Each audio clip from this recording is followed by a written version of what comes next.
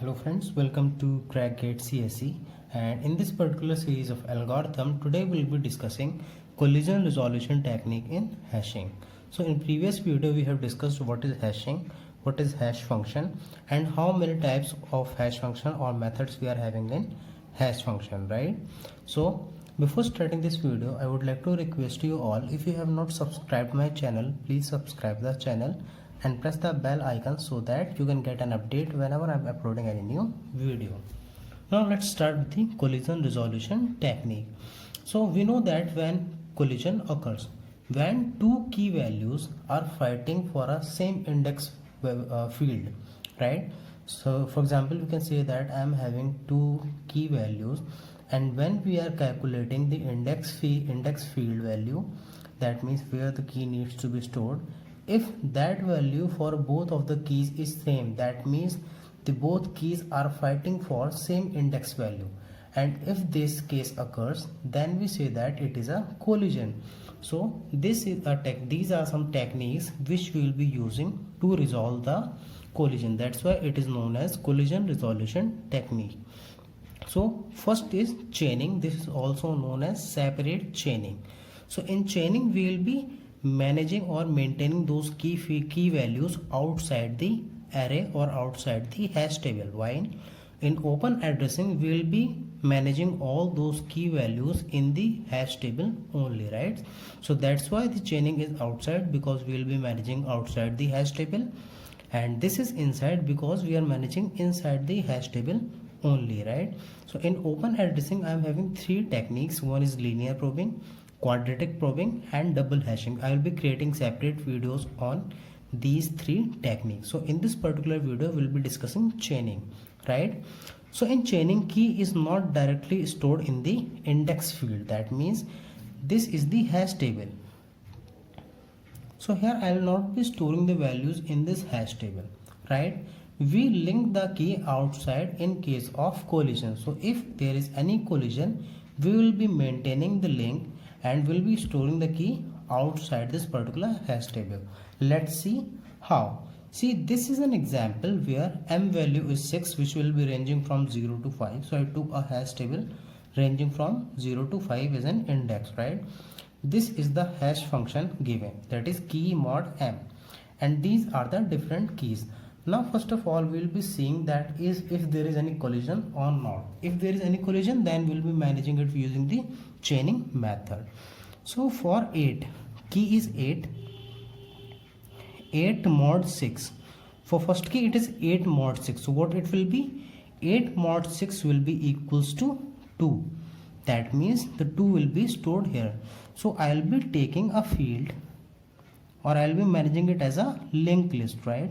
So let's say this is 2000. So I'll be storing the address 2000 over here, and here I'll be maintaining the key which is 8, right? And keeping a field for the next values if any. So this 8 is done. Now check for this 10. So if for the check code 10, then 10 mod 6 will be equals to 4. That means 10 will be stored here outside the hash table. So you can see that we are storing the key outside the hash table. That's why it is known as chaining, because we will be forming a chain outside the hash table.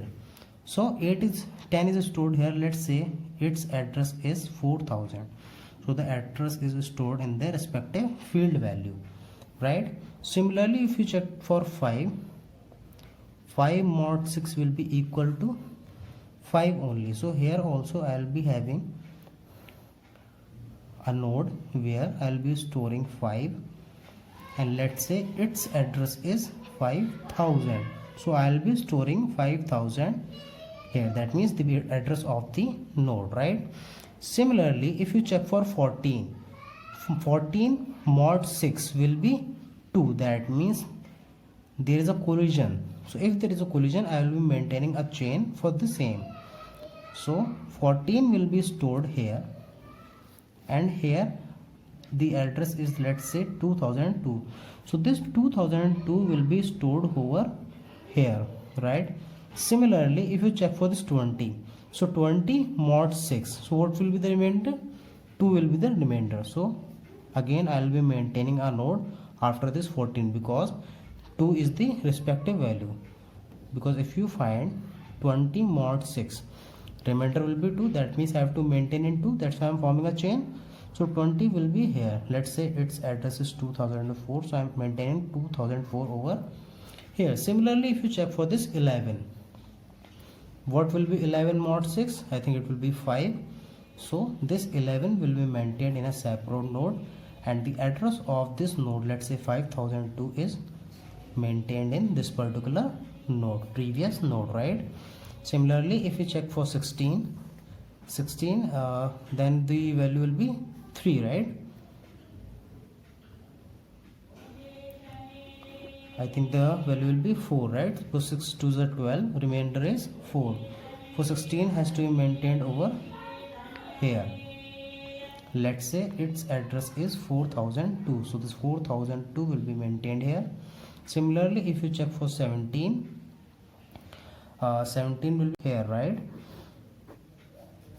11 plus 16 17, so let's say this is 504, 1004, so 5004 will be maintained here. Similarly, we will be managing all of these things, right?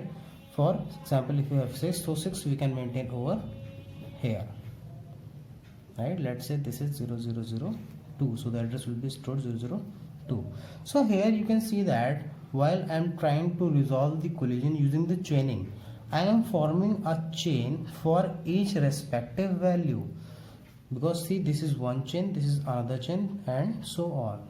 And wherever we are having the fields where the value is null, so I am writing it as null, right? Null represent that the linked list ends over here, right? Now here you can observe one thing. So here you can observe that we are wasting the space in form of linked list even though space is available inside. What does it mean? That we are creating the separate node for the values, right? But we are having the space in this hash table. We are not utilizing this particular space in the hash table, but we are creating a separate node. So this is why we said that we are wasting space in form of linked list even though the space is available inside the hash table. So what is the benefit of this? The searching and deletion time. So order of 1 in the best case, that means if you want to search or delete any value, you are trying to search it, you got it in first attempt, that is known as the best case. What is the worst case? Worst case arises that if I am having here, let's say I am having here 9 values, right? So if all these 9 values in a single chain, if all these 9 values are, let's say, in a single chain, in that particular case we will be having the searching and deletion time as order of n, because all the n values are in the single chain. The insertion time will be order of 1 in every case, because even if there is any linked list, we will be having a head and tail, so we can easily insert the value in constant amount of time. That's why the insertion time is order of 1 in every case, right? So what is the advantage of this particular chaining? Obviously there has to be some advantage, that's why we are using this. Yes, so for chaining there is an advantage that it can handle infinite number of collisions.